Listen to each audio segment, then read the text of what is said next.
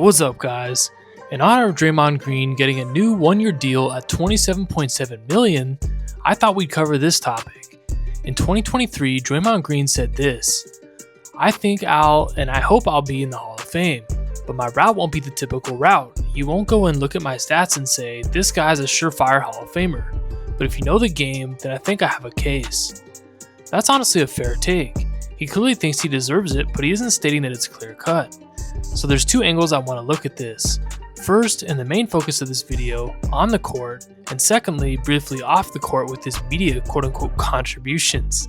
Because yes, in my opinion, guys like Larry Bird, Magic, Michael Jordan, and AI were Hall of Famers just purely on what they did globally for the game. So yes, Draymond could potentially move the needle up or down in that regard. I think the evidence and my take on whether or not he'll be in the Hall will surprise some of you, but let's see.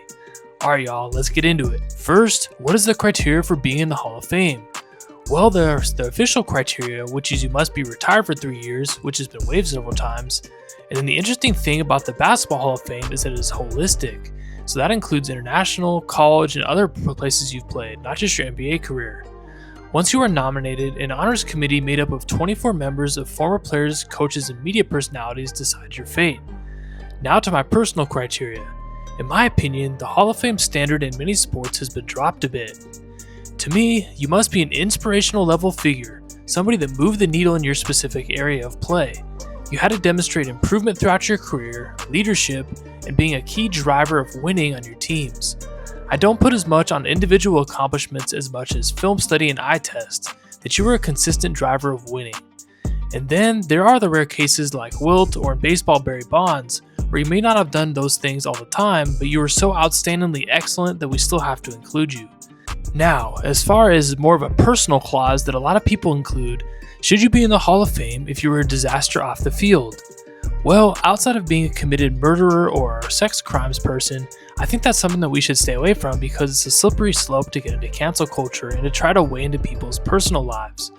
But I do think if you were a well-documented locker room cancer that hampered your team's ability to win, this should absolutely hurt your Hall of Fame resume. But two interesting case studies on this that I'd like to briefly get into. First, a personal life one, and then secondly, a team chemistry one. The one that weirdly flew under the radar in the early 2000s but has become much more widely circulated now is that of Karl Malone. Karl Malone got 13-year-old Gloria Bell pregnant while he was a 20-year-old basketball player at Louisiana Tech. She had a son who later became a pretty good football player and briefly played for the Buffalo Bills and a few other teams. Jemele Hill interviewed and wrote an article about him which brought this all back to light recently. This excerpt about Malone is particularly damning, stating that not only did he commit statutory rape, he later denied paternity until a court-ordered DNA test proved his fatherhood. And then when the grandparents who were raising his son asked for $200 a week for his care, Malone said that it was too much and fought them in court, later settling. He initially denied it was his son and had his attorneys insinuate that it was one of his brothers. But now he finally has reached out and developed a relationship with him, and also with a different out-of-wedlock denial, a set of twins, one of whom played in the WNBA. Now, should this preclude Malone from the Hall of Fame? Well, it didn't at the time, but maybe it should have since it is actually proven in court. I'll let you guys be the judge. Now briefly to another very interesting one, the Terrell Owens situation, which was much more about the locker rooms. Terrell Owens statistically is without a doubt a first ballot Hall of Famer. He ranks in the top 5 in every wide receiver category that matters in the NFL. However, in his stays on the 49ers, Eagles, and then Cowboys, he brought drama, discord, and destroyed relationships with each quarterback. All 3 teams had Super Bowl aspirations and fell short with him on the team. What role he played in their demise is debated, but it brings up an interesting debate if you should be precluded from the Hall if you were a quote-unquote locker room cancer. It has been my contention from the start, and this is, as you know, not new. I'm not some Johnny-come-lately with this, but that you have been as divisive and disruptive of player as I have ever been aware of in the National Football League, and I'm going to walk you through this. It's why I nicknamed you Team Obliterator, which I'm sure you did not appreciate, but I'm going to stand by what I've said. I've been called worse by better. I'm sure you have. Let's go stop by stop. Let's go San Francisco, Philly, and Dallas. But let's look at what happened in San Francisco, first of all, where it did get so bad at the peak of your prime that organization decided you were more trouble than you were worth. and they decided to basically give you away to Philly. Do you remember who came back? You made a plea to go to Tim Rattay, the backup quarterback. There were for Jeff other guys Garcia. that wanted Tim Rattay too. Okay. He wasn't playing with. But you voiced it publicly. Right. So in and you order were for us to win, powerful force in that locker room. more powerful than the head coach and the general manager. I think you were threatening their power, their well, if authority. that was the case, then they could have gotten rid of me Well, they did. at that time. I publicly defended you, and I was a lone wolf on that one, and I've told you this before, but a number of players pulled me aside, slowly but surely. This is the one where they pulled me aside, and they said, "What are you thinking? He is tearing our team apart." But to your point, there were those in the locker room, and you just gave me a list of them, like Exactly. Kevin Barlow and Bryant Young, Yeah. all this, Julian Peterson, And Jamie Beasley. Winborn, Zach Okay. Bronson, Lance Schulters, all these guys. This happened in each of those locker rooms. It would be split right down the middle. I would hear this from these guys, but it happened in Philadelphia and it happened in Dallas. Now that we've discussed some criteria, let's get to Draymond's case. Now, resume is for sure his strongest case. His trophy room includes 4-time champion, a Defensive Player of the Year award with multiple high finishes, a 4-time All-Star, and 9 All-NBA defensive awards.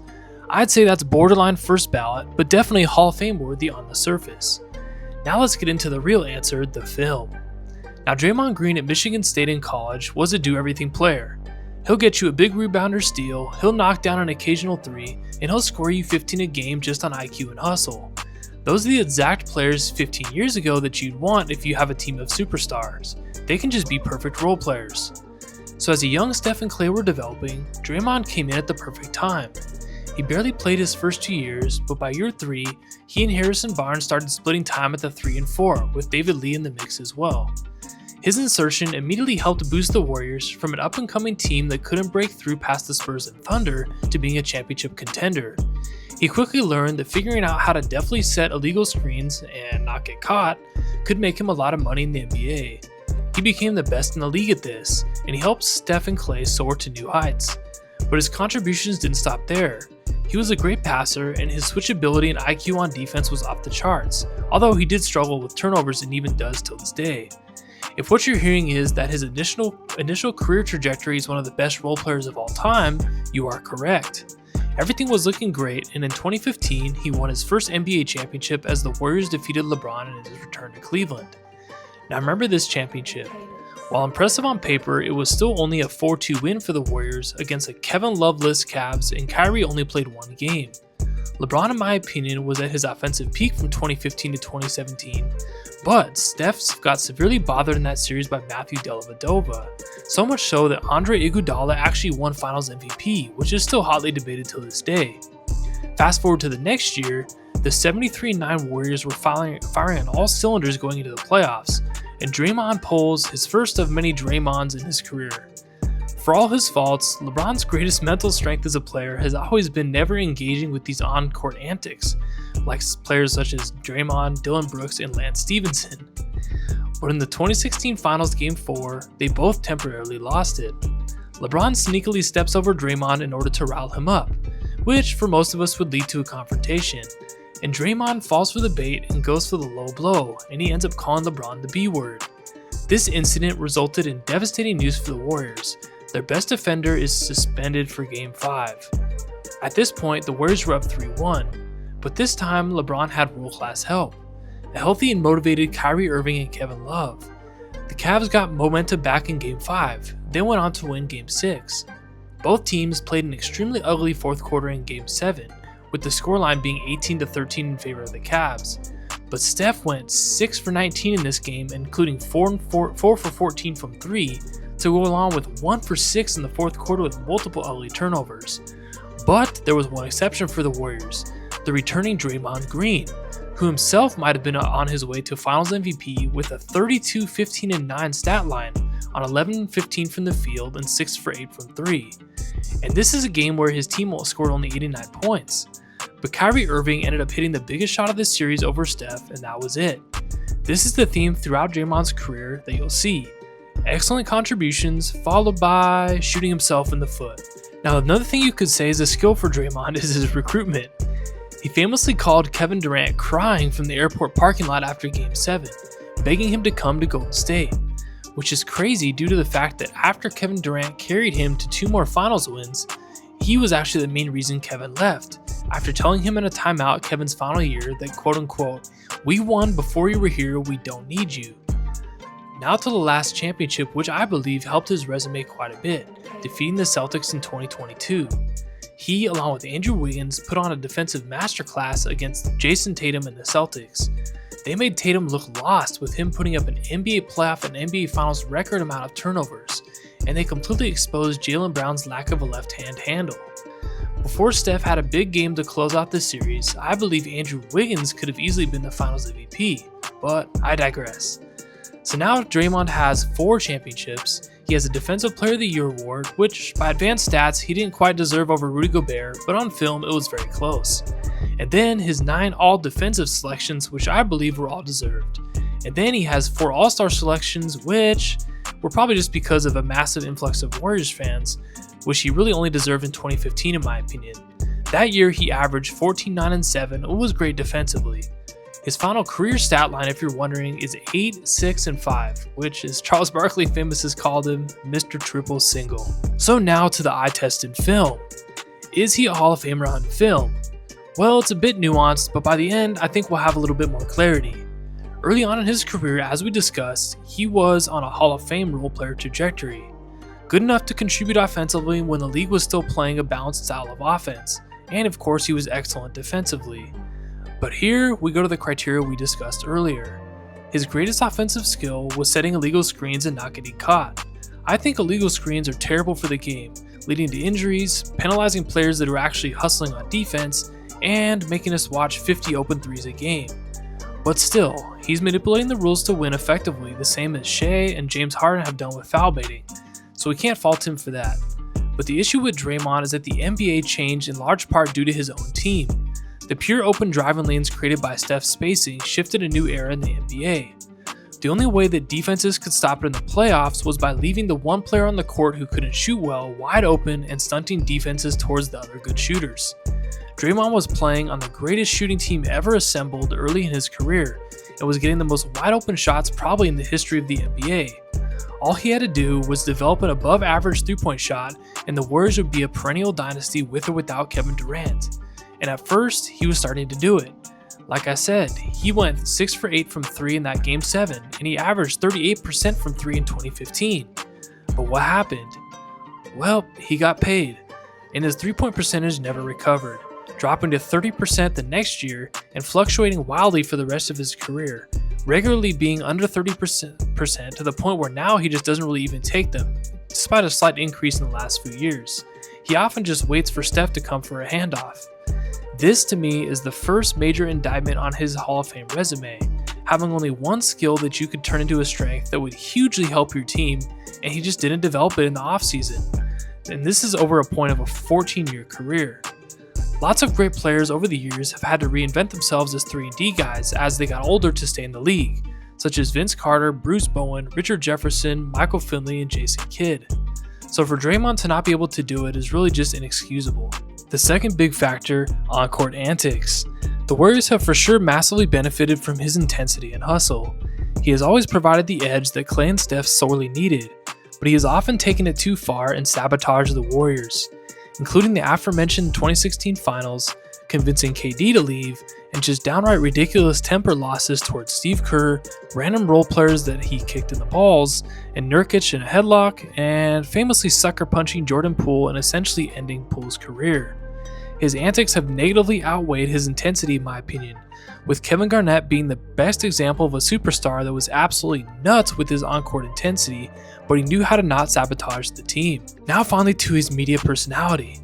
Draymond has every right to be a voice in the media while still being a player. He didn't start that trend, but he certainly is the most outspoken current player in the media landscape. Now has this helped or harmed his case? In my opinion, he makes a great point that the NBA media has long since become a farce, similar to news media in general, where somewhere along the lines with greed and lack of accountability, people just giving unsubstantiated opinions somehow has morphed into being called mainstream news and facts.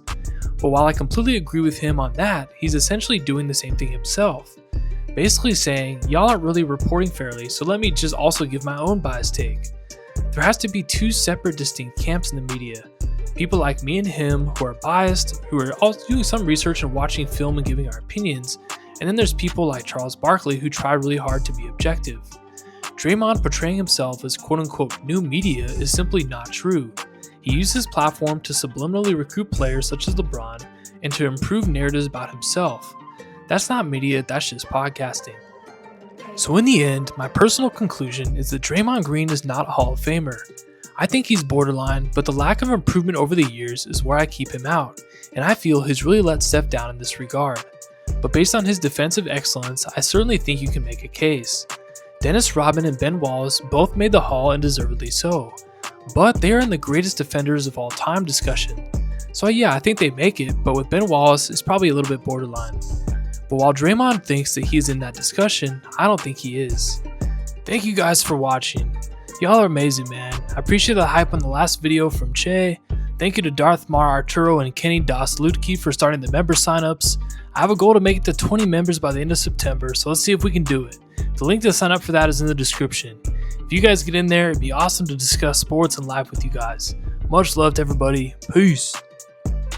Dre, why are you shooting the ball in warm-ups and you never shoot it in the game? I shoot when I have to, Chuck. I shoot when I have to when I need to win championships.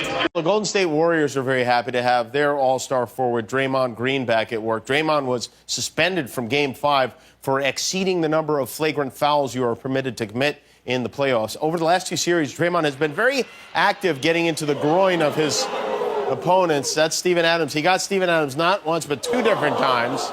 And he got the one-game suspension for swatting King James and the crown jewels.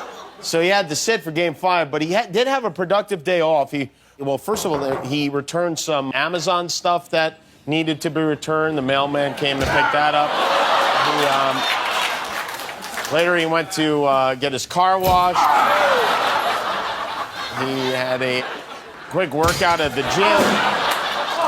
And this was fun. He even flew all the way down here to LA to see a taping of our show. So here's Draymond Green on the drive all the way. On Bogut. He said, if you think he's intense now, you have no idea what he was like in his college days. Putting a move on Adams. And he is fouled. And down goes Adams once again. In game 2. It's the leg, guys. Watch the leg. Oh my God. The follow through on the foot gets you in trouble every time. And that's the second time that Green and let's say what do you think about when Karl Malone gets included on teams like this, in games like this? I like it. I mean, I think he's top 20 greatest players to play. You think Karl Malone is? Yeah. But what about his off the court stuff? You know, does that factor in it at all? No, I really don't know a lot of off the court stuff about Karl Malone. He got a 13-year-old pregnant.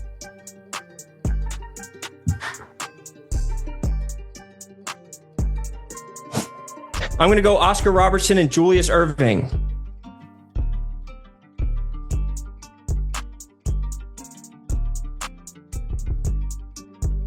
Dr. J.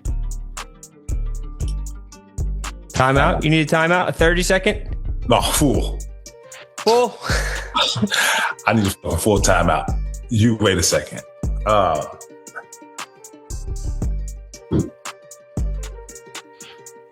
have a question. When you were gonna arm wrestle Big Baby, listen, that was nuts. You know, I'm a strong guy. So I know I beat Leon, I could beat Tiki. Our plan was crazy. The only one who believed in me right here. Look, you know, Doc, look. I thought you would get hurt. No, I knew I wasn't gonna get hurt. Wrestling. I said, bet. I'm the only one that bet with him. All of a sudden, Paul Pierce comes up. He's like, I got $2,000 on Garnett right away. Everyone was like, bet. But you didn't believe it. No, I did. There's no way. So this is what we do.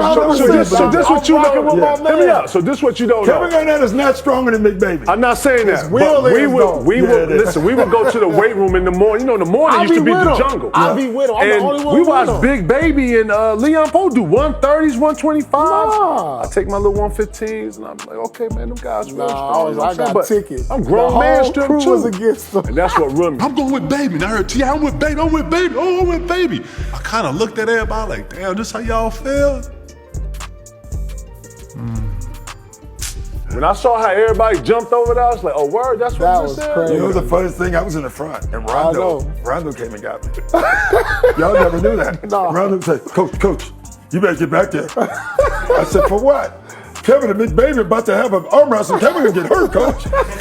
You know I use that as speeches now about Will. Really? Yeah. Because there's no reason Big Baby shouldn't win that. 100%. And Kevin starts staring at him. I told you. And I talked about doubt earlier. Yeah. I told y'all this. Nah, he started sweating. When we slapped, I was like, you don't even know. It stayed right here. Listen. It stayed right here for about 5 minutes. Yes. And he just I'm letting him gas himself out. And then he waited till Baby got tired. Big fella, and I'm he telling you, slammed him. I was like, big fella, this ain't what you want. It was amazing. Oh shit, we moving, big fella. Oh shit, big fella, this moving, big fella. He's sweating, twitching. I'm like, let's go. I'm like, let's go, Tigger, let's go. Boom! Fuck wrong with you, nigga? I'm the silverback on this motherfucker. You understand, nigga? Everyone's like, oh man, I can't believe he did that. We were having a team meeting, and Joel asked Sam Cancel, what was the biggest athletic feat you ever seen? He said, oh no, that's easy. And I'm thinking he's gonna say a dunk or something. He said, Kevin Garnett beat Big Baby in arm wrestling. And I was like, what? And then I thought about it, he said, it was impossible. But when you see the hands together, because Big Baby got this big old hair, big old forearm. I tell you, when we slapped, went like this, it echoed. I was like, ooh. Like, yeah. And then we ain't got no shirt on, we sweat. Man, it was some gorilla shit. Listen, dog. Yeah, we turned the plane into a zoo. We did.